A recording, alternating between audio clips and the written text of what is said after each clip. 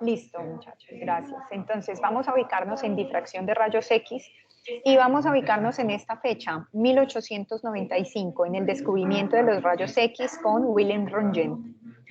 Ahora, todos nosotros hemos tenido, de alguna forma, todos conocemos la principal aplicación de los rayos X, que es cuando hablamos en medicina, de los rayos X, cuando estamos hablando ya de radioterapia en todos los tratamientos de quimios.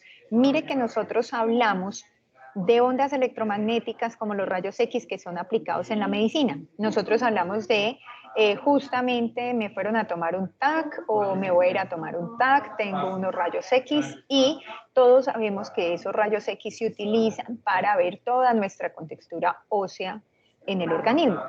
Hoy vamos a entender es por qué eso se logra. No entrarnos en la aplicación como tal, sino de dónde viene, cuál es el centro de eso, cuál es la explicación física. Y para ello, quiero que nos ubiquemos en esta imagen. Observen que cuando nosotros vemos esas aplicaciones de los tubos de rayos X, toda esa radiación que se utiliza y más esas aplicaciones en medicina, un tubo de rayos X en la vida real se ve como se muestra en la pantalla acá en la parte derecha. Y ahora sí, vamos a entrar a entender la física que hay detrás de los rayos X. Entonces tenemos acá primero, cuando ustedes van, por ejemplo, a una clínica y van o van y se paran al lado de un aparato de rayos X, pues ustedes no van a ver en sí este tipo de setup que uno utiliza para explicar un rayos X. En realidad es un tubo sellado, porque es un tubo que contiene radiación altamente energizada. Entonces es esto lo que aparece en la pantalla a la derecha. Sin embargo, hoy vamos a entender qué hay en el interior y entonces en el interior está este esquema de la izquierda. Observen esto. Cuando nosotros vemos este esquema de la izquierda, quiero que recuerden lo que les decía yo desde la web pasada.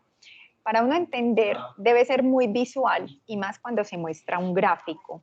Entonces, observen que en el gráfico tenemos acá en la parte izquierda este filamento donde tengo el cursor y ese filamento dicen suministro de potencia para el calefactor. ¿Cuál es el papel que cumplen estos, justamente ese calefactor en este caso? Eso es lo que uno suele llamar filamento. Y esos filamentos funcionan por calentamiento. Entonces les pongo el siguiente ejemplo. Cuando nosotros hablamos de los bombillos antiguos que ahora se utilizan literal para calentar pollos, usted los veía cuando se fundían y usted lo que iba y miraba era que dentro del bombillo, cuando él se fundía, ese filamento se rompe. ¿Sí recuerdan de pronto a los que les tocó esos bombillos ver ese filamento? Sí, efectivamente. Exacto, hagan de cuenta el filamento que hay acá. ¿Cuál es la importancia de esos filamentos? Que cuando usted los conecta, por ellos circula carga. Esa carga lo que hace es por calentamiento termoiónico. Cuando ese filamento se calienta, desprende electrones. Por eso es que literal se utilizan ahora para calentar pollos, porque él funciona por emisión termoiónica. Es térmico. Entonces, a medida que usted lo calienta, él desprende electrones. ¿Cuál es el punto importante acá? Entonces, si ustedes observan el gráfico, por eso acá les señalizan que hay electrones que se desprenden. Ahora, del experimento del efecto fotoeléctrico, recordemos qué es lo que hace ese electrón cuando sale, por ejemplo, de este punto hacia el otro. Ubíquense en la fuente de abajo. Observen que ese filamento está conectado a la parte de la fuente ¿qué? ¿Positiva o negativa? Cuando ustedes bajan Negativa. acá en el circuito. Negativa. Ese electrodo, ¿cómo se llama? El ánodo. El electrodo, en Cátodo. este caso, ¿cuál sería? Cátodo. Cátodo. Y acuerden que el positivo, que es el que está aquí a la derecha, miren, suban a través de ese circuito y se ubican acá a la izquierda y él va dirigido al ánodo. Por lógica, ya todos sabemos acá que cuando ese filamento se calienta, desprende electrones, el electrón es de carga negativa. Entonces, él va a arrancar su camino, su viaje hacia el ánodo. ¿Cuál es la gran diferencia acá? Resulta que si usted se va a entender cómo funciona una lámpara, de las lámparas de gas fluorescentes que tanto utilizamos nosotros en las casas, en las oficinas, el sistema que usted analiza es este mismo. Usted va a tener un cátodo, un ánodo, tiene una diferencia de potencial y van los electrones en su viaje y van a formar la luz que usted observa. ¿Cuál es la diferencia acá en este experimento que hace que cuando este electrón llegue al ánodo y choque con él, se produzca un rayo X? Esa es la pregunta que nos tenemos que hacer. Entonces, seamos muy visuales. ¿Ustedes qué le notan de diferente a este gráfico cuando hablamos de las fuentes? Varias fuentes, como dice, Un voltaje muy alto. Exactamente. Entonces, allí es donde ustedes visualmente tienen que ser muy detallistas. Observen que el símbolo con el que a ustedes ahora les muestran el voltaje, observen que es como si fuera, entre comillas, sí, que muchas fuentes, pero no es que sean muchas fuentes. El símbolo lo que me está indicando es un alto voltaje. Entonces, solamente voy, cuando miramos el del efecto fotoeléctrico y analizamos ese efecto, por ejemplo, la fuente es una fuente, después cuando entremos a los espectros de emisión y absorción, vamos a ver y cómo funcionan las lámparas en general. Esas diferencias de voltaje son del orden de 5 voltios, 4.5 voltios, 2.7 voltios. La gran diferencia acá en este tubo de rayos X es que esta fuente de voltaje que usted tiene acá es del orden, está entre los 10 a los 3, que significa 1000, a 10 a la 6, que es 1.000.000 de voltios. Eso para que usted mida la gran diferencia en magnitud. Ojo con lo que les estoy diciendo, normalmente esas diferencias de potencial son 4.5 voltios, 5 voltios, las de los tubos normales. Miren que para los tubos de rayos X, esas velocidades estos voltajes están entre 1000 y 1.000.000 de voltios. ¿Qué sucede con eso? Acordémonos de la explicación del efecto fotoeléctrico que cuando la carga arranca en su viaje del cátodo al ánodo, ¿qué es lo que coge? ¿Qué tipo de energía es la que está él adquiriendo en su viaje del cátodo al ánodo? Cinética. La cinética. Y recordemos que esa energía cinética está dada por la carga multiplicada por la diferencia de potencial. Si está multiplicada por la carga, por la diferencia de potencial, voy a intentar a ver si la pluma sirve acá donde estoy señalizando. Sí, Perfecto. Entonces, observen que al nosotros tener ahora una diferencia de potencial tan gigantesca, pues la energía que está cogiendo el electrón en su viaje del cátodo hacia el ánodo, pues igualmente es altísima. En este orden de magnitud, entonces, ¿cuál va a ser la energía? Esto que señalizo abajo es el voltaje, y ya sabemos que al multiplicarlo por el electrón, eso es lo que da el electrón voltio. Ese electrón voltio es la unidad de energía que nosotros ahora vamos a utilizar. O sea que la energía cinética que está cogiendo ese electrón es del orden entre 1000 y 1.000.000 de electronvoltios. Cuando choca con el ánodo, pues se da el haz de rayo X. Ahora, miren que hay una conversión de energía. Toda la energía cinética que choca con ese ánodo se convierte en la energía de un fotón de rayos X, que es lo que vemos en este lado cuando él arranca. Ahora, de allí la razón por la que estos rayos se les conocen como rayos altamente energizados. ¿Hasta allí van conmigo en ese punto? Sí, señora. Sí, señora.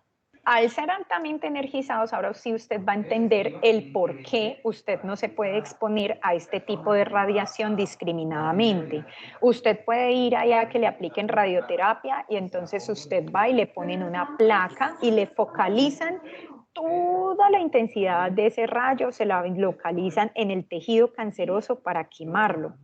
Sin embargo, usted no puede exponerse a ese tipo de radiación.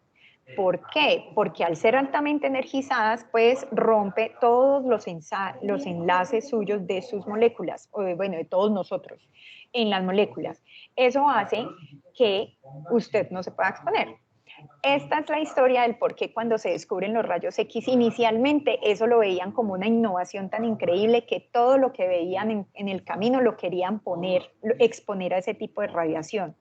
Hasta que empezaron a proliferar los casos de los cáncer de piel y se dieron cuenta que efectivamente estos rayos eran los causantes, pero al ser los causantes la razón física es esta, que usted no se puede exponer porque ellos son altamente energizados y rompen los enlaces de la piel. Ahora, ¿a dónde vamos nosotros? Esa es la física que hay detrás del tubo. O sea que así es como funciona. ¿Dónde está el secreto de esto? En el voltaje y en la cantidad de voltajes tan altos. Ahora, como esto es un fotón de rayos X, al ser un fotón, recordemos la explicación de Einstein de lo que es un fotón. Recordemos que Einstein nos decía que justamente cuando hablamos de ese fotón, nosotros tenemos que la energía de un fotón es la constante de Planck por su frecuencia, o lo que es lo mismo, la constante de Planck por la velocidad de la luz sobre la longitud de onda de él. O sea que toda la energía de un rayo X es igual a usted multiplicar la carga de ese electrón por la diferencia de potencial.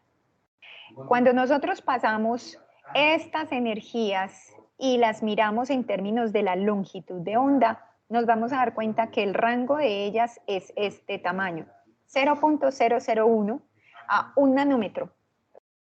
Hagan siempre la comparación. Recuerden que nosotros dejamos de ver en nuestro espectro visible, perdón que aquí no tengo el lapicito, entonces no se va a ver tan bonita mi escritura, alrededor de 380 nanómetros. Cuando nosotros estamos en los 380 nanómetros, acuérdense que acá estamos en el ultravioleta, ya pasando al ultravioleta. Entonces nosotros dejamos de ver, pero miren nuestro ojo dónde va y miren lo que son los rayos X, es alrededor del 1 nanómetro y menor. O sea que son altamente energizados. Ahora, si continuamos, apliquemos eso rápidamente. Miren lo que tenemos. Ya sabemos que los voltajes son altísimos. Entonces, si usted tiene el voltaje, observe que usted puede calcular la energía de un fotón de rayo X, su frecuencia y su longitud de onda. Entonces, contextualicemos eso en un ejemplo. Dice, los electrones son acelerados en un tubo de rayos X mediante una diferencia de potencial que es de 10 kilovoltios. 10 kilovoltios, ¿qué es lo que es? Kilo.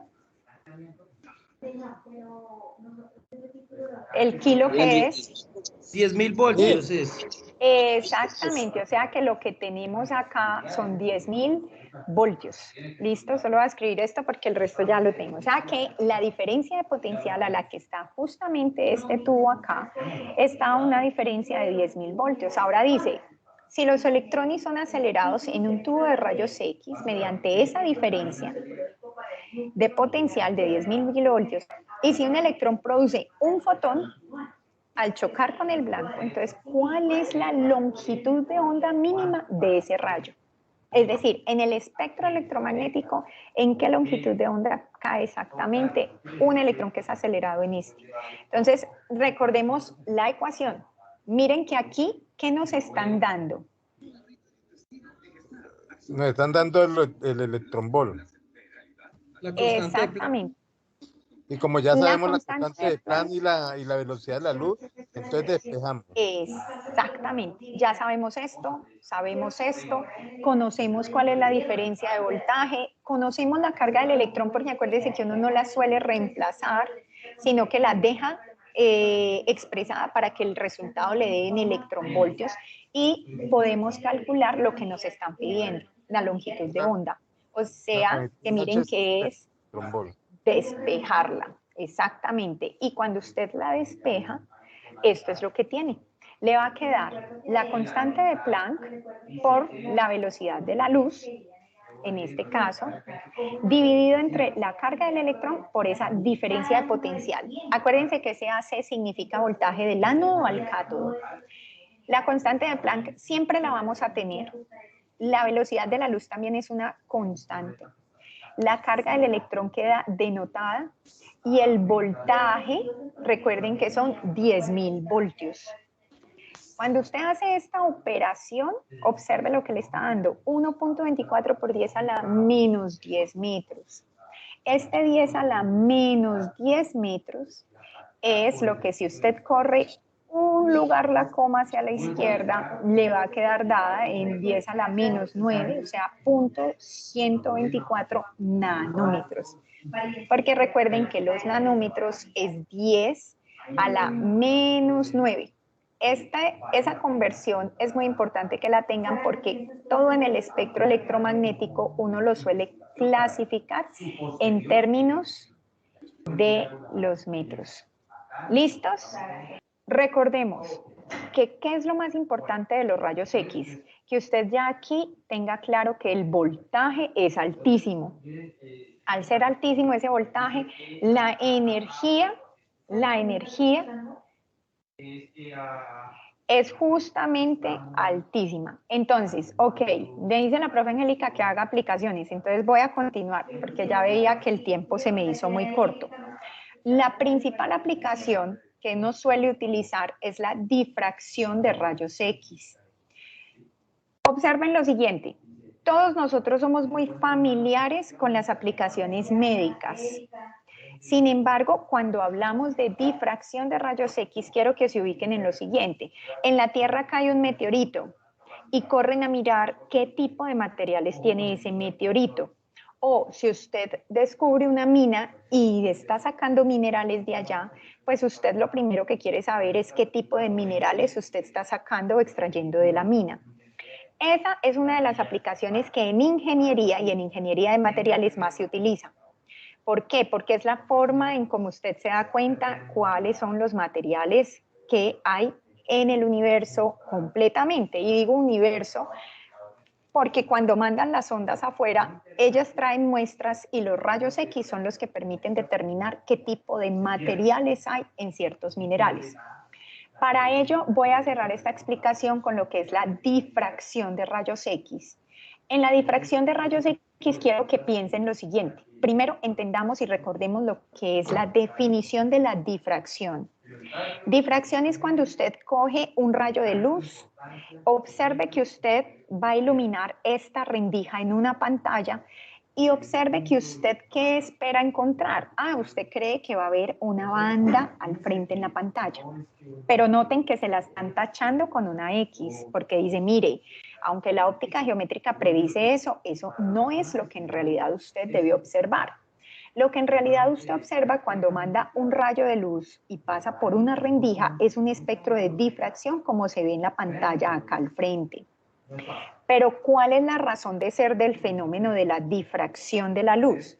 Él tiene un punto clave y ese punto clave es que la longitud de onda de la luz que choca con la rendija, esa longitud de onda que choca tiene que ser del mismo orden de magnitud de la rendija. ¿A qué me refiero con orden de magnitud? Si la luz que usted está enviando es de 300 micrómetros, la rendija, el espesor de la rendija es de ese orden, es decir, 300 micrómetros, 500 micras, 600 micras. Orden de magnitudes que están en micras ambas. Si usted manda luz de nanómetros, entonces la rendija va a tener nanómetros. Y si están ambas en ese orden de magnitud de los nanómetros, por ejemplo, entonces usted observa al frente un patrón de difracción. Ese es el fenómeno de la difracción de la luz. Entonces, siempre que usted vea que la luz se difracte es porque la luz que usted está enviando, la longitud de onda es de ese orden. ¿Van conmigo hasta allí? Sí, señora. Sí, señora. Listo. Entonces, una de las cosas que yo más quiero que ustedes como ingenieros se guarden, porque todos estamos, toda la ingeniería de materiales, mire que todo a nuestro alrededor desemboca en ingeniería de materiales.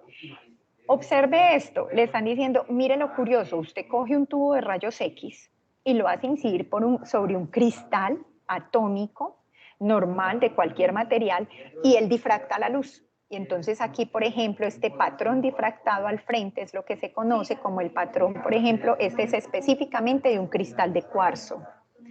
Ahora, la razón de ser del por qué. Entonces, recuerden lo que es la idea de la difracción. El orden de magnitud debe ser igual a la rendija que lo está difractando. Los rayos X ya sabemos que el orden de magnitud va entre 10 a la menos 9 y 10 a la menos 12 nanómetros. O sea que los cristales atómicos deben tener ese mismo orden de magnitud. Y efectivamente así lo es. Todo material que usted coja, cuando usted le mira su ordenamiento atómico, tiene ese orden de magnitud. Entonces, observen esto. Aquí tenemos, por ejemplo, iones de sodio y iones de cloruro. Y esto es lo que se conoce como la sal común. El cloruro de sodio, sal común, la que usted utiliza. Ahora, usted ya sabe que cuando usted mete eso a un microscopio, usted lo observa todo un ordenamiento atómico que es de este orden. ¿Qué es lo que usted debe saber? Pues resulta que la distancia, ese espaciamiento interatómico entre los átomos, es del orden de los nanómetros. Entonces, por ejemplo, mire acá, le están señalizando en el rótulo de la figura, le dicen, mire, el orden de magnitud o los átomos, ese espaciamiento interatómico entre los átomos del cloruro de sodio es 0.28 nanómetros. Al ser 0.28 nanómetros, esta magnitud, mire que es del mismo orden de magnitud de los rayos X. Entonces eso hace que cuando usted utiliza la difracción de rayos X, lo que está haciendo los rayos X es chocar con cada uno de esos átomos y dispersarse constructivamente. Entonces, al dispersarse constructivamente, pues él tiene, justamente yo había pegado un espectro de constructivamente, que no me aparece acá, curioso, pero entonces lo que quiero es, cuando ustedes miran, en este caso, cuando nosotros tenemos que esos rayos X inciden sobre el cristal atómico, se van a dispersar constructivamente.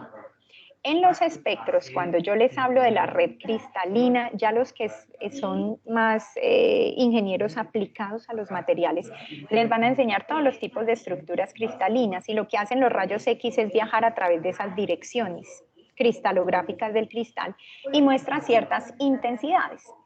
Pero resulta que esa intensidad se constituye en la huella dactilar de cada elemento. ¿A qué me refiero huella dactilar? Que, por ejemplo, este es un difractograma del hierro. Todo el hierro tiene el mismo, no tiene otro. Entonces, sea cual sea el hierro que usted meta en una máquina de rayos X, le va a botar este difractograma. Entonces, por ejemplo, para cerrar la aplicación, cuando ustedes tienen una piedra y quieren conocer en ese mineral qué tipo de materiales tiene, entonces usted lleva una muestra al difractograma de rayos X y él le muestra, por ejemplo, este difractograma y le va a mostrar ciertos picos. Entonces, ¿qué significan esos picos? Asimismo, la máquina de rayos X tiene en su sistema ya los principales para diferentes estructuras, los que más se ven en el universo. Entonces, por ejemplo, la hematita, la magnetita, el cuarzo, el hierro, el silicio. Y como cada uno ya tiene una huella dactilar, es decir, por ejemplo, para la hematita, este es. Entonces, ¿cómo se lee? Observe que si ustedes tienen, por ejemplo, este pico gigante de acá, el más grande que se ve en el difractograma, usted váyase bajando, bajando, bajando. Entonces, observe que ese pico coincide con este, que es el de la magnetita. Si usted sigue bajando, coincide casi que con estos de la hematita y la ferridrita. O sea que en su mineral usted tiene composición de esos materiales. Si usted mira, por ejemplo, se cambia a este otro tipo de material, qué sé yo, por ejemplo, este pico de acá. Entonces usted baje en el espectro, mire que acá encuentra el otro pico, o sea que hay magnetita.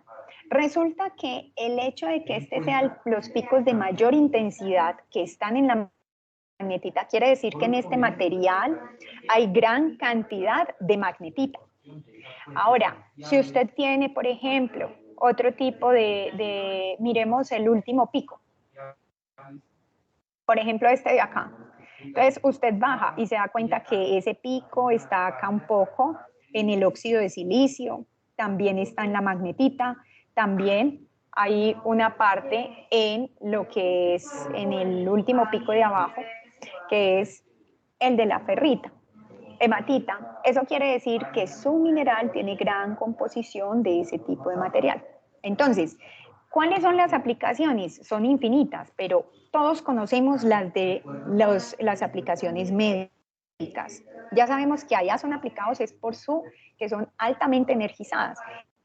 Y acá en la producción de rayos X es muy importante que recordemos que es la forma en cómo se caracterizan materiales. Ingeniero que quiera caracterizar un material obligatoriamente tiene que utilizar la difracción de rayos X para poderse dar cuenta qué material es el que él tiene y la composición del material que usted está utilizando. ¿Dónde está el chiste del asunto? Recuerden lo que les decía, la difracción se da porque el orden de magnitud de los rayos X es el mismo orden del espaciamiento interatómico. ¿Hasta allí terminaron conmigo? Muchas gracias. Bueno, a la profesora Luz Ester entendemos el problema que ha tenido con el Internet. Digamos que todos esos aportes han sido muy valiosos. Antes de, digamos, continuar con las temáticas que podamos abordar en este espacio, yo quiero compartirles que, bueno, si ustedes ya revisaron sus correos o les voy a compartir este enlace del foro de noticias, en este espacio lo que van a poder observar es los espacios de CIPAS. Entonces, los tutores nos organizamos de tal forma que les pudiéramos ofrecer a ustedes diferentes horarios de CIPAS. Tengan en cuenta que en el CIPAS 1 vemos los ejercicios 1, 2 y 3 y en estas fechas son las que van a estar acompañando los tutores. Usted puede elegir uno de esos horarios para participar. En todos vamos a revisar lo mismo. Y en el CIPAS 2 vamos a ver lo que corresponde al ejercicio número 4 en estos horarios y usted va a poder elegir participar en uno de ellos. Es decir, pues no va a encontrar de pronto directamente a su tutor en ese espacio, pero pues todos vamos a estar, digamos que como red de curso nos organizamos de esa forma para que ustedes participen en ese espacio. La recomendación, participen en un CIPAS 1 y participen en un CIPAS 2. Esta información también la tienen en los correos. Espacio de la web conferencia anterior y esta hemos estado revisando algunos fenómenos de la luz, en el cual principalmente hemos visto lo que es la absorción y la emisión de fotones, relacionada a la absorción con el efecto fotoeléctrico y la emisión con la producción de rayos X. Resulta que estos fenómenos, y el que vamos a ver hoy, que es la dispersión, se han podido dar a partir de revisar la luz como una partícula, como vimos en la web 1. Ciertos fenómenos ondulatorios en la luz pues permiten tener teóricamente la interferencia, la difracción y la polarización. Fue al principio del siglo pasado en el cual esos experimentos estaban pero no tenían un soporte teórico y allí es donde hemos visto entonces por qué hablamos de la física moderna, ¿sí? ¿Por qué necesitamos entonces nuevas teorías o en su momento se necesitó nuevas teorías para poder dar explicación a estos experimentos? Entonces, el día de hoy vamos a continuar con lo que es la dispersión de Compton. ¿Por qué hablamos entonces de dispersión? Yo me voy a este ejemplo teniendo como referencia la información que vimos hace un momento acerca de lo que es la producción de los rayos X. Entonces, en este diagrama podemos observar ¿qué sucede con este experimento? Entonces, cuando el científico Compton, por eso se denomina dispersión de Compton, estaba experimentando con rayos X, como vimos, son longitudes de onda muy corta y muy energéticas, entonces se observó cómo, ¿cierto? Para ciertos, vamos a retroceder acá.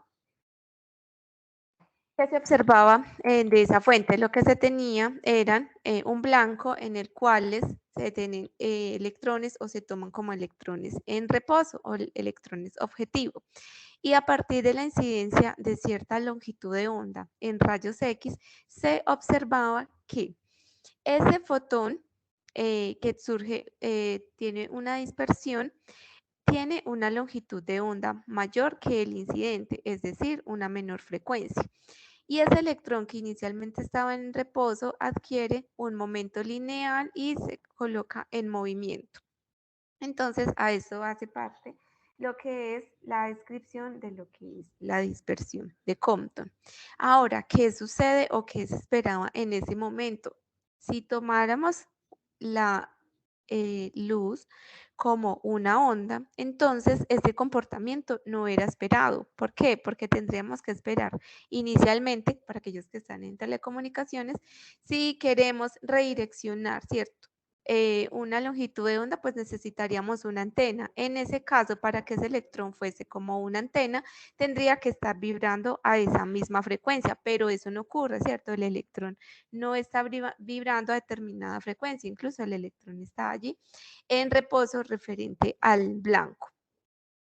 Esto se denomina o lo podemos tomar como una colisión elástica y a partir de la conservación de la ley de conservación de la energía, entonces surge lo que es la ecuación de la longitud o el corrimiento Compton, que está dado por lo que viene en la pantalla, que es el corrimiento de la longitud de onda, es S, longitud de onda del fotón dispersado, menos el fotón incidente, también lo podemos encontrar como lambda sub 0, es igual a la constante de Planck H sobre la masa, en este caso del electrón, por la velocidad de la luz, por 1 menos el coseno de ese, al que ese fotón es detectado.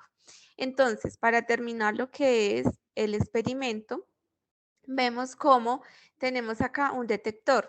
Principalmente eso se denomina un detector de partículas, son detectores de alta precisión y lo que se observa es que para determinado ángulo, entonces ocurre esa dispersión.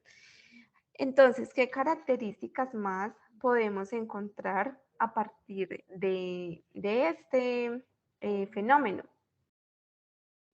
Resulta que ese cambio en la longitud de onda depende directamente de ese ángulo de dispersión y también está relacionado con la energía en la que ese electrón está ligado, si tiene una mayor energía o una menor energía.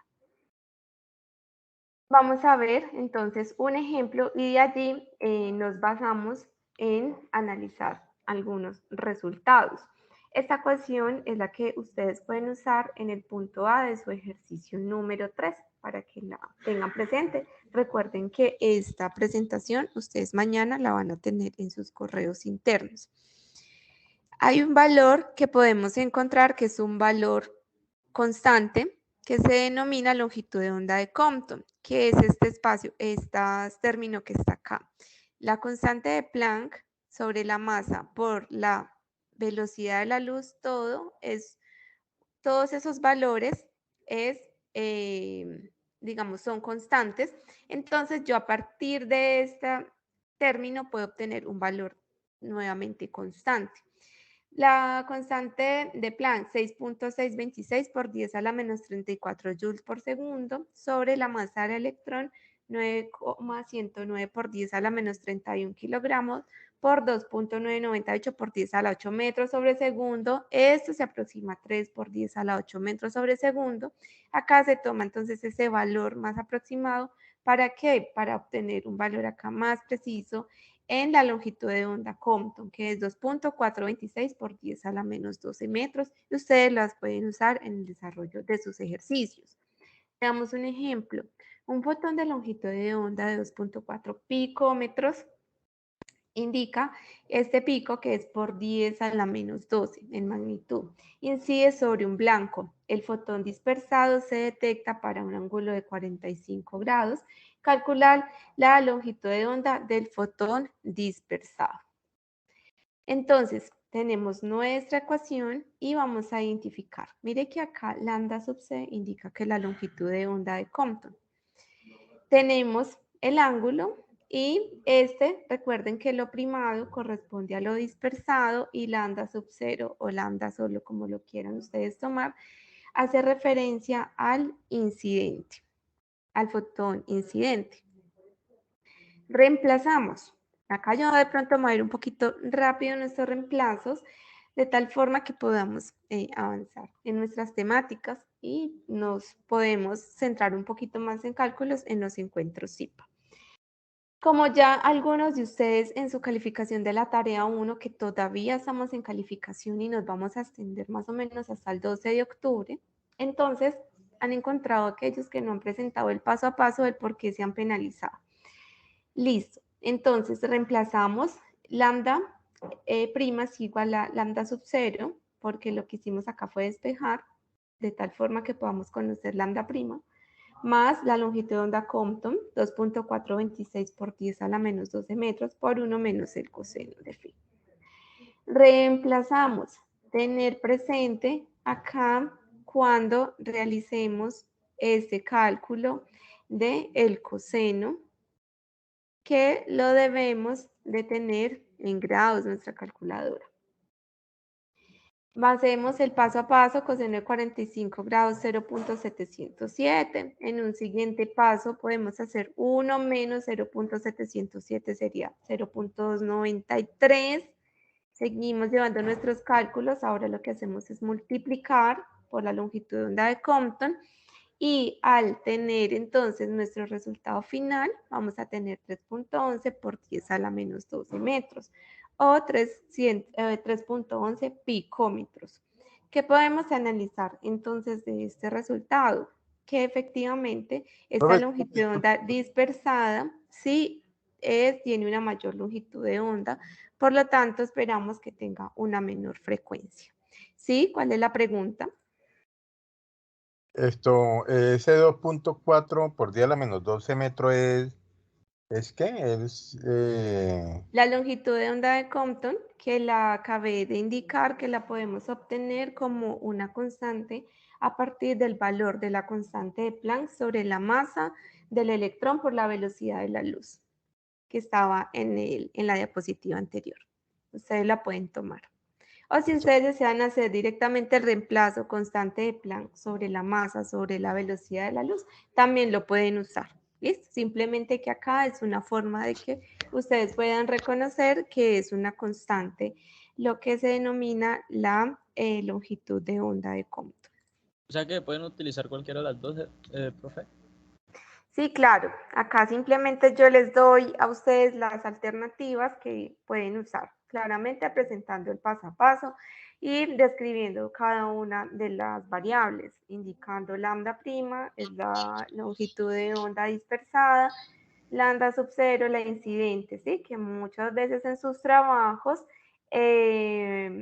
ustedes omiten la descripción de las variables. Entonces, acá lo que tenemos es un reemplazo directo. Una vez identificamos las variables en nuestra ecuación. ¿Listo? Entonces, la longitud que incide, el lambda sub 0, la longitud de onda dispersada, que es la que me están pidiendo en el ejercicio, esta constante también la medimos en la diapositiva anterior, y el coseno del ángulo de dispersión, que es 45 grados. Ahora, este es un ejemplo.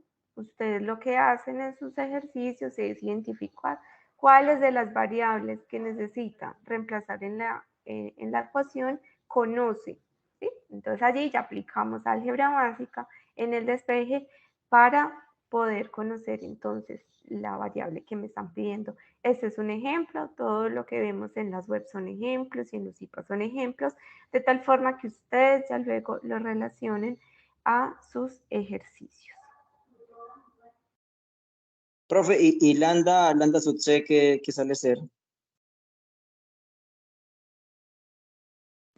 Bueno, algún compañero que pueda dar respuesta a esto, que ya lo he explicado otras veces.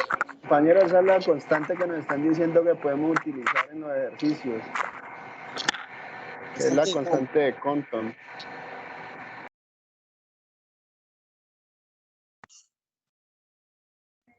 Listo, entonces ese valor viene de realizar a partir de estos valores constantes la constante de Planck dividido la masa del electrón sobre la velocidad de la luz, que todas son constantes, podemos obtener esa constante de Compton, que es ese valor que se reemplazó allí.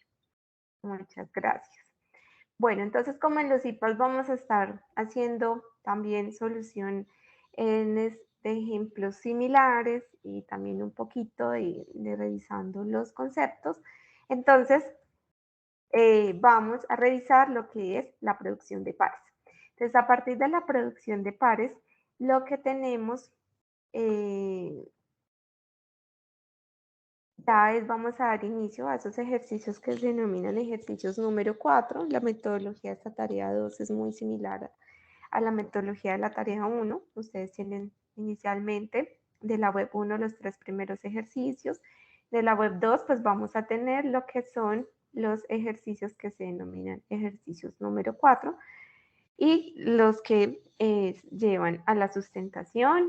Algunos ya han notado en sus calificaciones, digamos, el peso que tiene el desarrollo de ese ejercicio número 4.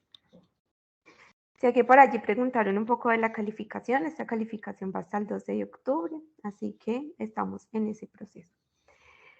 Entonces, en la producción de pares, aquí tenemos un espectro, nuevamente una imagen del espectro electromagnético. La idea de que ustedes siempre puedan reconocerlo, identificarlo, a qué hace referencia, si lo muestran en un gráfico diferente, leer el diagrama como tal. ¿Listo? Entonces, para este que ustedes ven acá, ahorita estuvimos hablando. En el espectro visible, de luz visible, lo utilizamos principalmente cuando vimos el efecto fotoeléctrico. Hace un rato en la producción de rayos X nos acercamos a lo que son los rayos X en la dispersión de Compton. Y ahora vamos a entrar un poquito a lo que son los rayos gamma. Entonces, esas longitudes de onda que ustedes pueden notar acá que presentan una mayor frecuencia, es decir, son energéticamente muy altas, por eso ya en esta área nos encontramos o denominamos lo que son la física de partículas. Entonces vamos a definir un poco lo que son los rayos gamma, que es física de energías, de altas energías. Entonces, los rayos gamma son radiación electromagnética. Recuerden que aunque hablamos de luz visible, pues realmente todo esto es luz, solo que para nuestro ojo humano están estas longitudes de onda. Esa radiación electromagnética principalmente se produce en procesos radiactivos o en procesos subatómicos, como la aniquilación de un par electrón-positrón. Entonces, son longitudes de onda altamente energéticas.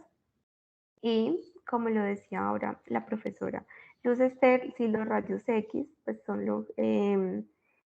longitudes de onda que generan daños a una larga exposición, entonces los rayos gamma son mucho más nocivos, principalmente pues para los seres vivos.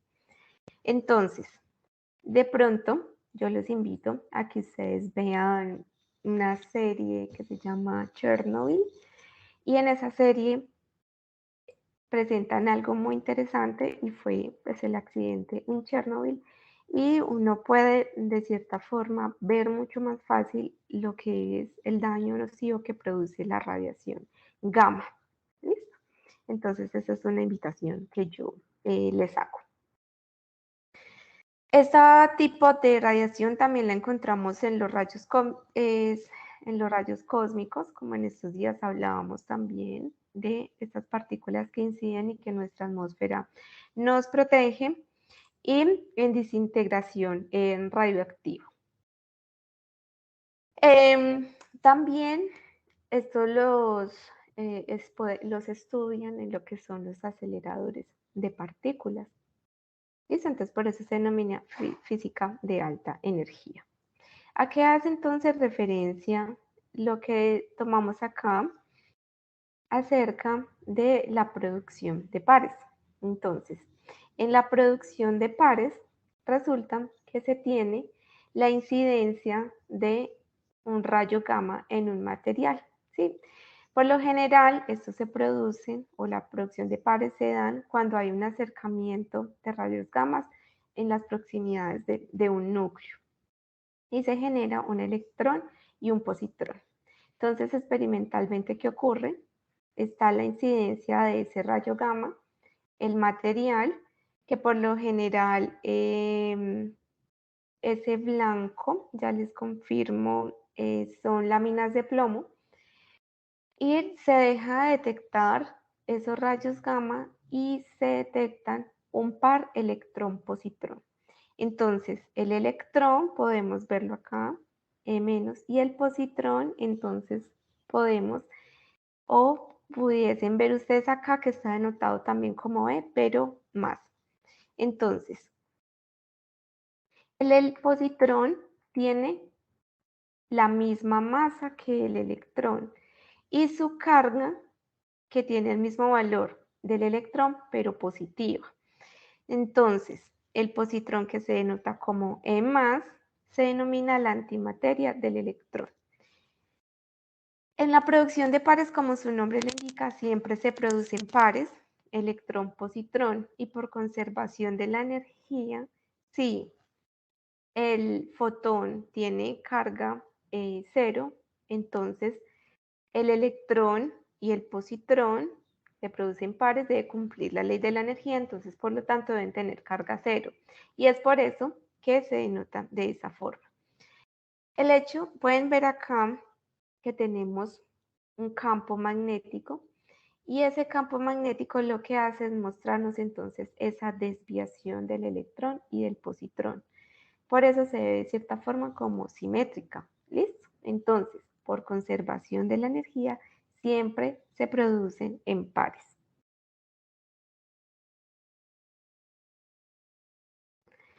Y hablamos entonces también que lo que es el protón tiene su antipartícula, el antiprotón, y el neutrón tiene su partícula, que es el antineutrón. Solo para el electrón su antipartícula es el positrón.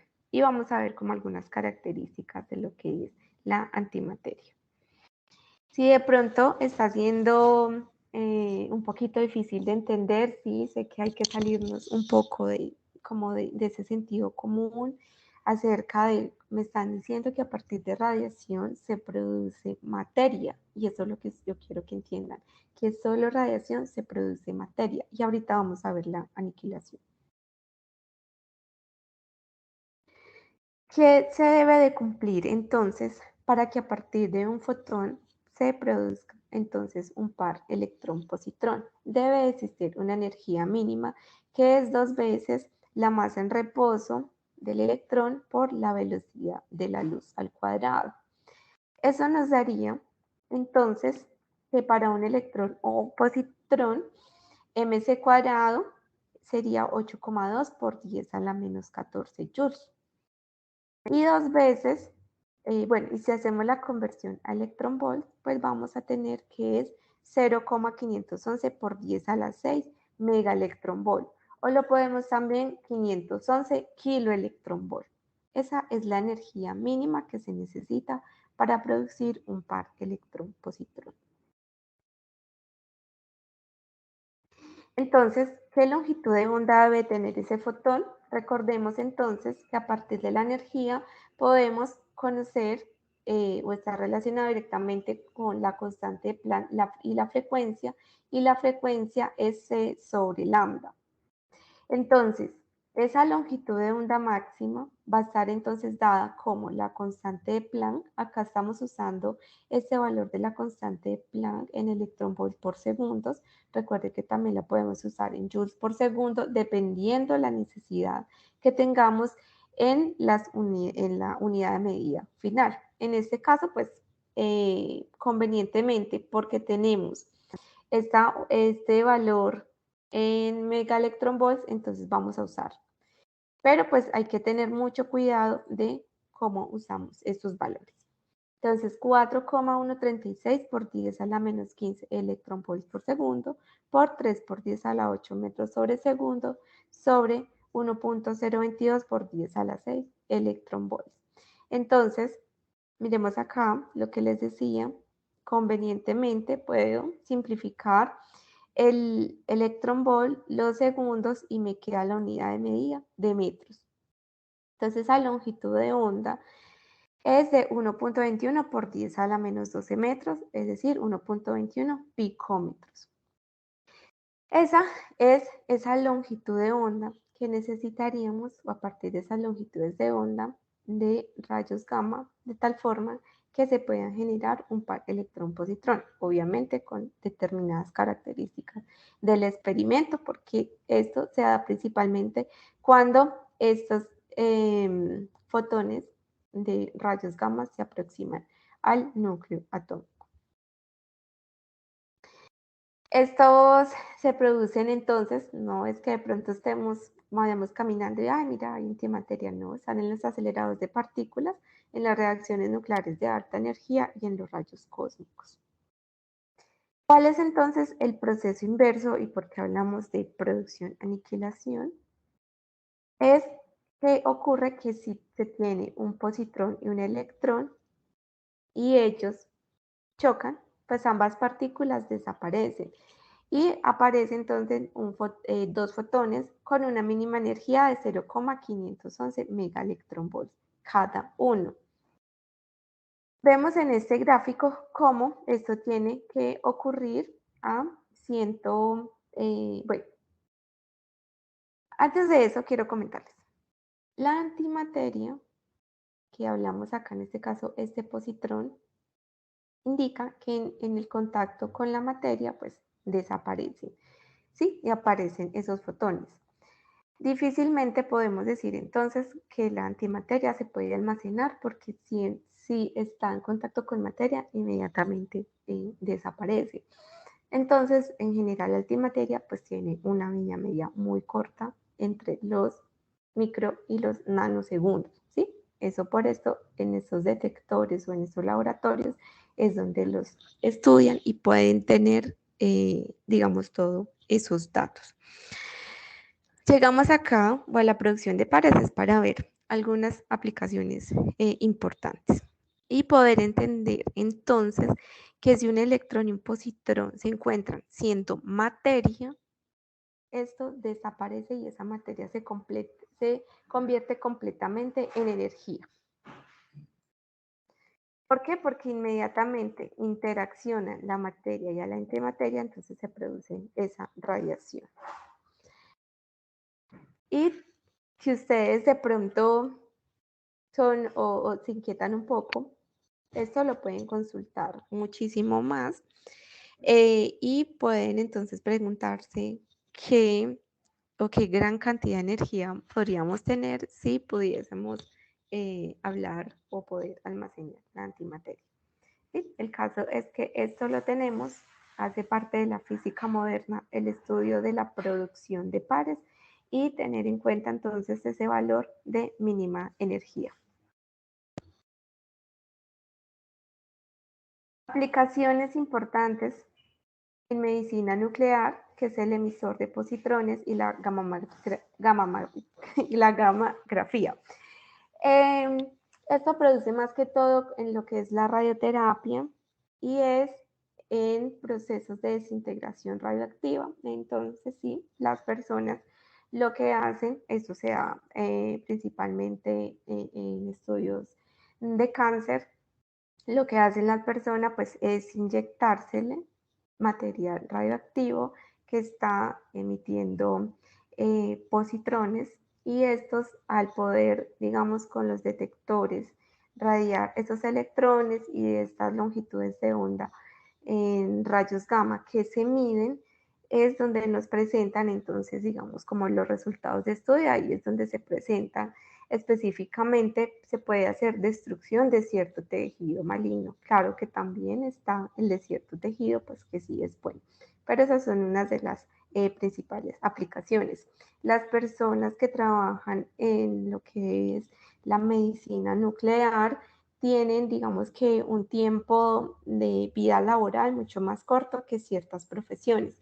¿Por qué? Porque no pueden andar, digamos, 30, 35 años exponiéndose a radiación de alta energía, sino que solo van a algunos países entre 15 y máximo 20 años, personas que trabajan con este tipo de rayos X o rayos gamma, ¿listo? En la medicina nuclear.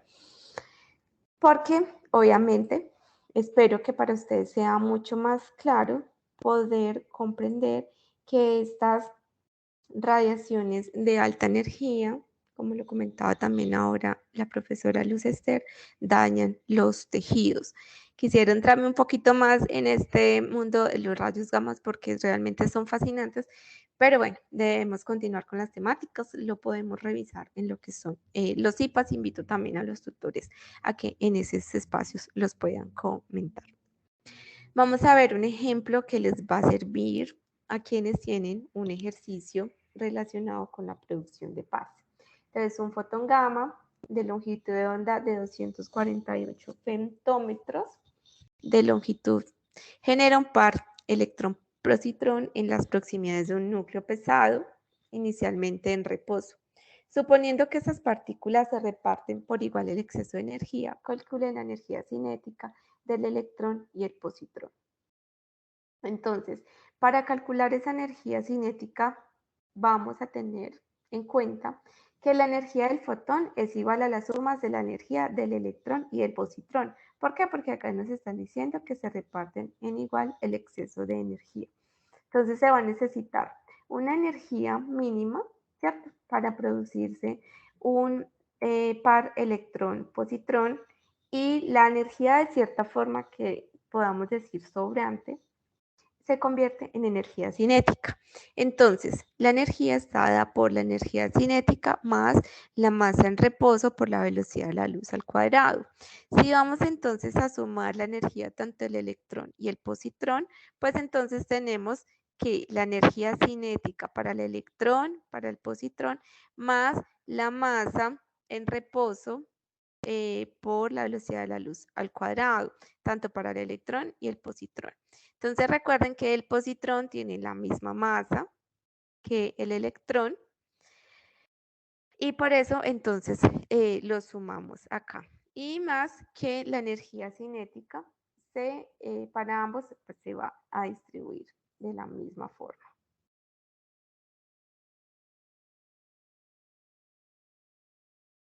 Entonces, ¿qué conocemos? La longitud de onda 248 femtómetros y la masa en reposo por la velocidad de la luz al cuadrado, es un valor que ya calculamos que es 0,511 megaelectronvolts, o si lo recuerdan mejor en kiloelectronvolt sería 511.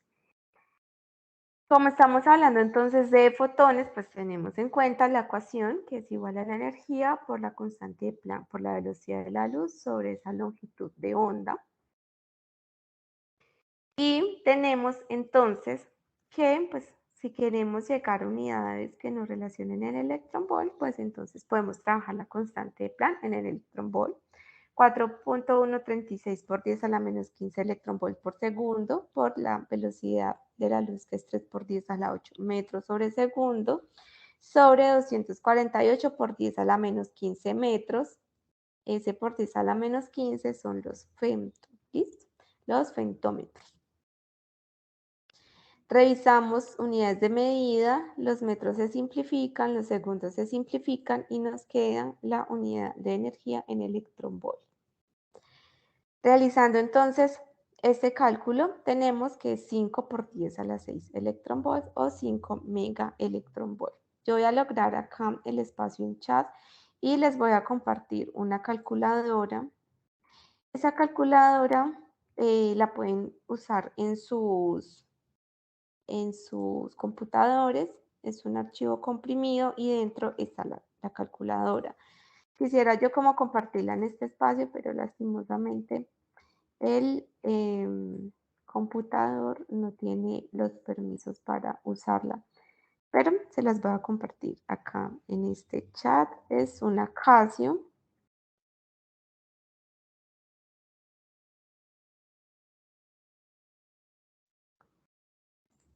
Pero acá la estoy. No me está dando compartir. Tengo que cargarla directamente. ¿Ve? No me dejó compartir en este espacio. Qué raro. La vez pasada la logré compartir. Bueno, ahorita entonces miro cómo se las logro compartir o a través de los grupos de Skype. Se las envío con los tutores. Bueno, entonces ya tenemos la energía para ese fotón. Y a partir entonces de esta ecuación que va a ser muy importante o la que ustedes van a usar en la producción de pares, podemos entonces despejar la energía cinética. Entonces, miren que para poder despejar la energía cinética restamos 2 veces la masa en reposo por la velocidad de la luz al cuadrado, ¿sí?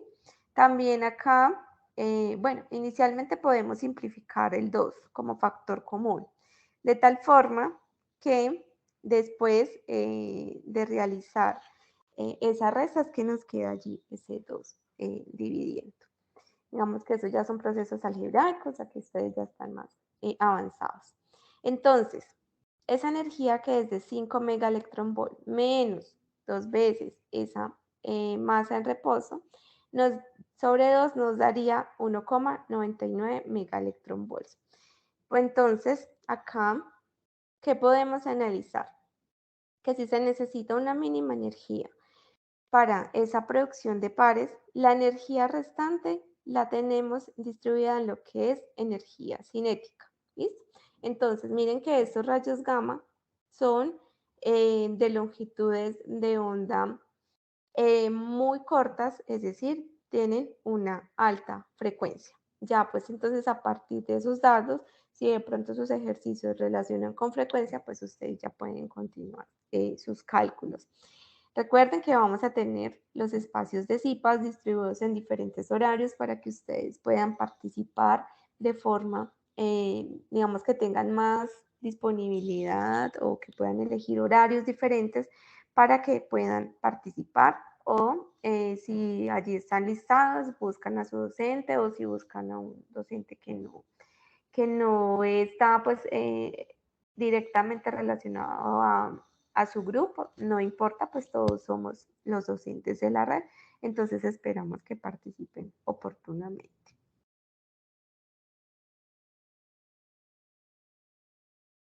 Bueno, allí tenía entonces la anotación que esa va a ser la energía cinética, entonces tanto para el electrón como para el positrón.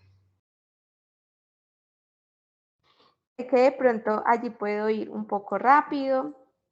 Allí la profesora Luz Esther nos está también acompañando, solucionando dudas en el chat. Esta presentación, como todas las presentaciones, siempre les llega al siguiente día al correo electrónico o también la encuentran en el foro de noticias. Entonces, como venimos hablando de esa dualidad onda-partícula de la luz, nos encontramos que tanto la luz, que denominamos nosotros casi siempre como luz y solo decimos luz visible, no. Todo, cuando hablamos de radiación electromagnética, es luz a diferentes longitudes de onda. Entonces, venimos hablando acerca del efecto fotoeléctrico, la producción de los rayos X, el efecto Compton, la producción de pares, la aniquilación de pares, evidencian entonces la forma en que la luz interactúa con la materia como si estas fueran partículas. Sin embargo, en la primera web se definió muy bien el por qué hacemos como esa atribución a la luz como partículas, ¿cierto? Que tiene una energía dada por la constante de Planck por la frecuencia, listo, y una cantidad de movimiento que es la constante de Planck sobre lambda. Sin embargo, pues también tenemos experimentos que ustedes han visto ya en otros cursos, eso espero, que corresponden a la interferencia, a la difracción, en la cual claramente se puede describir entonces a partir de la luz como una onda electromagnética. ¿Cuál de los dos modelos es correcto? ¿La luz es una onda o es una partícula? pues la respuesta depende del fenómeno en el que se esté observando. ¿Por qué? Porque algunas veces se explica o se modela muy bien con el modelo ondulatorio y otras veces con el modelo de partículas, que no nos vamos a encontrar como una superposición de que está aquí a la vez como onda y como partícula, ¿listo? Entonces, por eso hablamos de esa dualidad. Cuando nos acerquemos a la mecánica cuántica también vamos a estar hablando mucho acerca de lo que es esta dualidad y cómo pues a medida que se avanza se van teniendo entonces otros elementos importantes en la luz que de pronto ahora no los voy todavía a mencionar, pero lo vamos a ver en la unidad número 3. Resulta entonces que a partir de esa dualidad que se puede describir en la luz y a partir de que hay cierta como, por así decirlo, simetría en la naturaleza, el físico francés Louis de Broglie hizo un importante postulado en el año de 1923 y es, ya que los fotones tienen a la vez características ondulatorias y de partículas, es posible que todas las formas de la materia tengan ambas propiedades. Entonces, él postuló que los electrones, justo como la luz, tienen una naturaleza dual, es decir, se comportan como partícula y como onda. Entonces, los fotones podrían comportarse como una onda y escribir ciertos fenómenos ondulatorios siendo una partícula, ¿cierto?, de materia con masa en reposo. Ese importante postulado abre nuevamente como un campo de estudio porque en ese momento en el que se hizo ese postulado, en el que Louis de Broglie postuló esto, todavía no había como un experimento que demostrara que realmente eso era así. Pasaron algunos años antes de que esto se pudiese comprobar experimentalmente. Entonces, como muchas de las cosas en la física, como han pasado con algunos postulados importantes, pasan los años, incluso pasan algunos siglos para poderse demostrar ciertas cosas, como lo fue, por ejemplo, lo de las ondas gravitacionales, que pasaron 100 años para ello. Entonces, a partir de eso, nos encontramos entonces que un electrón puede tener ese comportamiento ondulatorio y lo podemos describir entonces o indicar una longitud de onda. Entonces, esa longitud de onda se denomina longitud de onda de de Broglie. Allí es importante cuando en sus enunciados ustedes identifiquen esta palabra, ¿cierto? La longitud de onda de de Broglie. Aquí está para una partícula, aquí está específicamente si lo miramos para un electrón. Entonces, esa longitud de onda está dada por la constante de Planck sobre la cantidad de movimiento. Resulta, pues, que estas velocidades no van a ser velocidades relativistas, ¿cierto? Van a ser velocidades bajas comparadas con la velocidad de la luz. Estamos hablando de partículas. Entonces, se denota como la constante de Planck sobre la masa por la velocidad. Claramente, pues no nos concierne en nuestro curso, pero sí también se pueden estudiar para partículas o electrones que estén aceleradas a una velocidad cercana a la luz, pero esto ya ocurre en lo que son el estudio de las partículas de altas energías. Para el electrón, entonces... Disculpe. Sí. La primera es la longitud de onda de Broglie para un protón y la otra es para el electrón. Bueno, ambas podemos, como tal en esta, podemos relacionarla para diferentes partículas, pero entonces esta para el electrón, pues que va a tener una característica que justamente ya la voy a describir, y es que podemos entonces relacionarlo acá con un potencial, ¿cierto? Miren que acá nos encontramos en esta ecuación con un potencial. Y eso es lo que vamos entonces a revisar en uno de los ejemplos. Entonces, si ustedes se encuentran en sus ejercicios, ¿cierto?, que hay una diferencia de potencial, miren que acá ustedes pueden conocerlo. Si les hablan en algún ejercicio de que es específicamente con una velocidad, miren la ecuación que ustedes pueden usar. ¿Listo?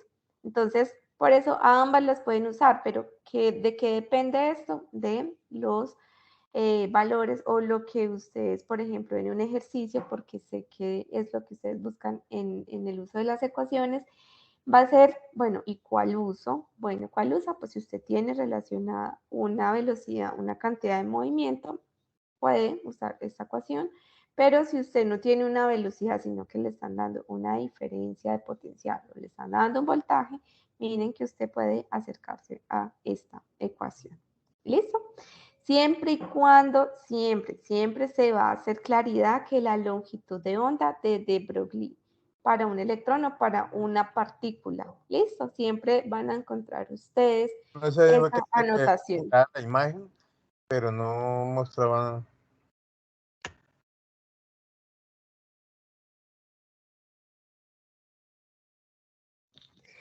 Bueno, ¿ya me escuchan mejor?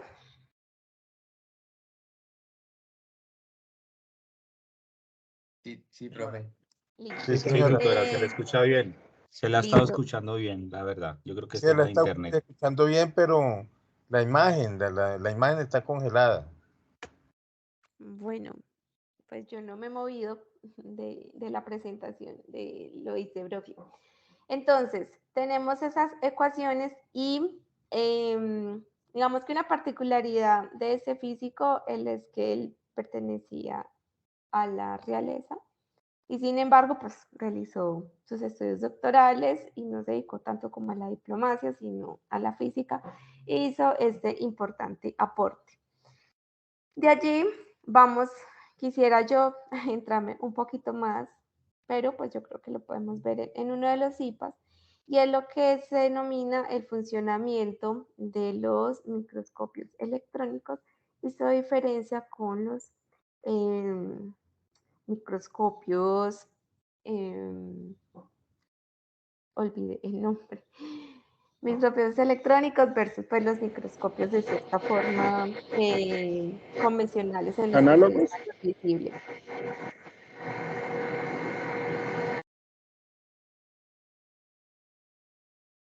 Bueno, entonces vamos a mirar acá un ejemplo que les pueda servir a ustedes. ¿Qué voltaje de aceleración se necesita para producir electrones con longitud de onda de 10 picómetros? Miren la importancia de leer los enunciados, ¿cierto? Electrones con longitud de onda. Sabemos que entonces vamos a utilizar esa ecuación de Broglie, de la que estaba inicialmente. Miren que acá nosotros no tenemos de forma directa lo que es el voltaje de aceleración, pero lo podemos despejar. Voy a mostrarles acá, no voy a hacer acá, lo podemos hacer en los IPAs, el despeje paso a paso, pero ustedes van a tener esa presentación de ese voltaje. ¿Listo? Y vamos a hacer entonces acá el reemplazo directo.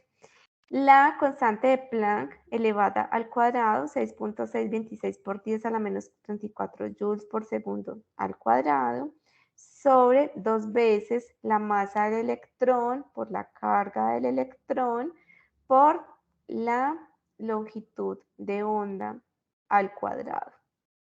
Entonces, ustedes les quedan esa ecuación siempre y cuando la necesiten despejar, les va a quedar en la presentación. Van a tener entonces, hacen toda la operación y tenemos acá que es de 15.041 voltios o aproximámoslo a 15 kilovoltios. ¿Cómo llegamos a esa unidad de medida? Acá siempre les hago, siempre les insisto en que demuestren esas unidades de medida, ¿cierto? Acá no podemos usar la constante de Planck en electronvolt por segundo porque no vamos a tener la unidad de medida de voltios, ¿sí? Entonces, la utilizamos en joules. ¿Qué podemos entonces revisar acá para que estemos muy pendientes? Tenemos acá joules al cuadrado, segundo al cuadrado sobre kilogramo, coulombs y metro cuadrado. Perdón. Entonces, kilogramo metro cuadrado sobre segundo cuadrado, que es joules. Y recuerdan de sus cursos anteriores de electromagnetismo, donde tenemos que coulomb por voltio es igual a joule. Entonces, podemos, teniendo este coulomb por voltio, ¿sí?, que es igual a joules, reemplazamos allí en nuestra ecuación y podemos entonces llegar a esa unidad de medida del voltio.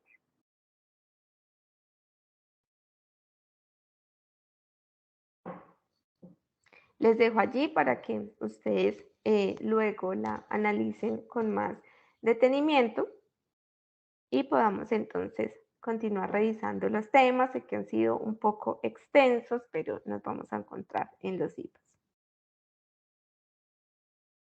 Y vamos a finalizar entonces con lo que es el principio de incertidumbre en estos 15 minuticos, 10 minuticos que nos quedan, en el cual vamos a tener, ustedes, yo creo que cada uno ya ha identificado, ¿ve? A mí me tocó la producción de pares, por acá me están hablando de longitud de onda del electrón, entonces voy a utilizar la ecuación de de Broglie, y otros están identificando, acá me están hablando de incertidumbre, voy a utilizar esta incertidumbre. Recuerden, ya lo lograron, espero, visionar, revisar en los videos de sus compañeros del ejercicio número 4, cómo algunas temáticas se compartían o colaborativamente a partir de esto. Y es muy importante que esos videos los publiquen de forma oportuna para que sus compañeros puedan tener claridad sobre esas temáticas. De igual forma, pues, tanto en las webs como en los IPAs, lo que tratamos es como de acompañarlos muchísimo en los que son los conceptos, porque finalmente los conceptos son lo que se va a evaluar en la evaluación final, ¿cierto? Lo que principalmente se evalúa, y lo que es la parte de desarrollo y análisis de resultados es lo que ustedes principalmente hacen en el desarrollo de sus ejercicios. Algunos en la calificación, porque no ha terminado, todavía nos falta varios días de calificación, pero algunos que ya han tenido, se han dado cuenta que se está penalizando lo que es el porcentaje que nos arroja de similitud Turnitin, ¿listo? Hay algunos que se generan algunas alertas, entonces pues allá hay una penalización. Sin embargo, pues la mayoría de los trabajos son trabajos que no han presentado esto, es las respuestas o todo el trabajo se ve como ese desarrollo propio, y creo que eso se ve reflejado en lo que es su calificación. Ahora, volviendo entonces al principio de incertidumbre. Si vamos, o ustedes recuerdan de su física general, del laboratorio de física general, cuando hablábamos de incertidumbre y hablábamos de la incertidumbre de la medida, si recuerdan, teníamos entonces, por ejemplo, un valor en una longitud X, ¿cierto?, que sería como un valor medio, hacíamos varias medidas, teníamos un valor medio y luego medíamos su incertidumbre, que esa incertidumbre se denota con la letra delta, y pues como es estamos de pronto hablando de una longitud, la denotamos como delta X, en este caso vamos a hablar de la posición. Pero es como para que entremos un poquito y recordar lo que hace referencia la incertidumbre y por qué la denotamos con la letra delta. A partir de un valor medio medido se va a tener una incertidumbre en la medida. Eso visto o fácilmente, si lo recordamos de física general, pues teníamos o hablábamos de la precisión en las medidas, porque estamos de cierta forma haciendo medidas dentro de lo macroscópico. Resulta que cuando ya nos vamos a lo que son las partículas, no se puede de cierta forma tener mucha precisión en lo que es la medida de la posición y el momento lineal o de la energía. Perdón, y aquí creo que es para la energía y el tiempo. Ya corrijo allí, o les corrijo para enviar en la presentación que les llega. No podemos tener, digamos que para ambas variables medidas, una incertidumbre o bastante precisión.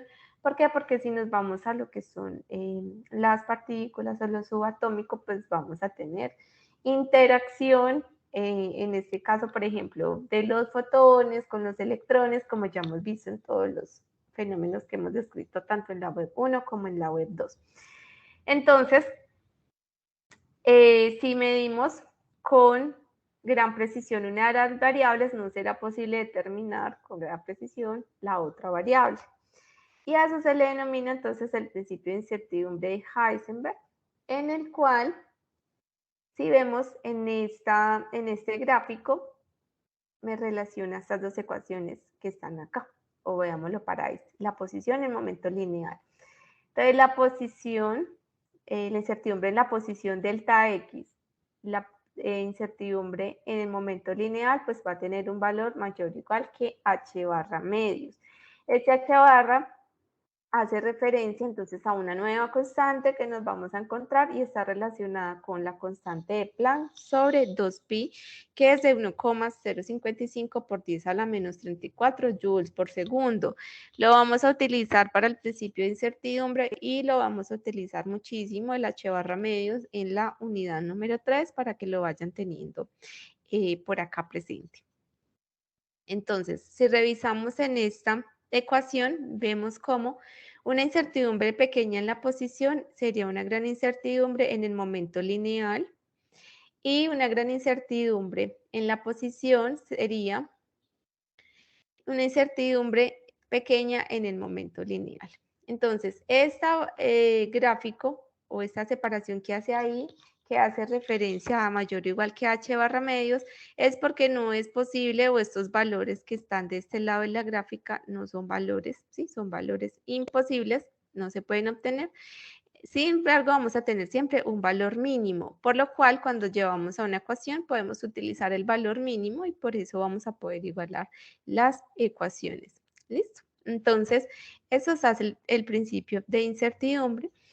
Y lo que decía ahora, por ejemplo, si nosotros tenemos un microscopio óptico, creo que era la palabra que ahora estaba buscando, el microscopio óptico y el otro el microscopio electrónico, ¿qué vamos a hacer si estamos incidiendo, cierto? Luz,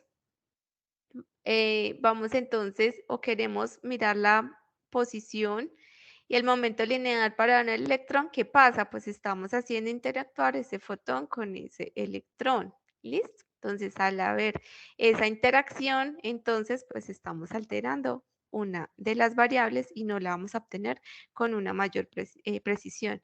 Ah, no, pues inyectemos acá más luz, entonces sería mayor energía, mayor interacción, ¿listo? Entonces, eso nos alejaría, digamos que a uno de los extremos en los que podríamos conocer con precisión la posición, pero no su momento lineal, o viceversa. Bueno, quitemos un poquito la energía de la onda o, bueno, o la luz con la que estemos observando, pero entonces eso también me generaría que pudiera calcular su momento lineal y no su posición, ¿cierto? Entonces tiene que ver con eso que hemos estado hablando, que es esa interacción de la luz con la materia el que nos lleva al principio de incertidumbre y por eso hacíamos relación tanto en las temáticas anteriores.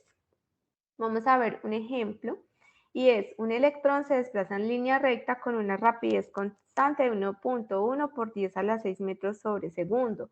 Estas velocidades como son bajas comparadas con la velocidad de la luz, que se midió con una precisión del 0,1%.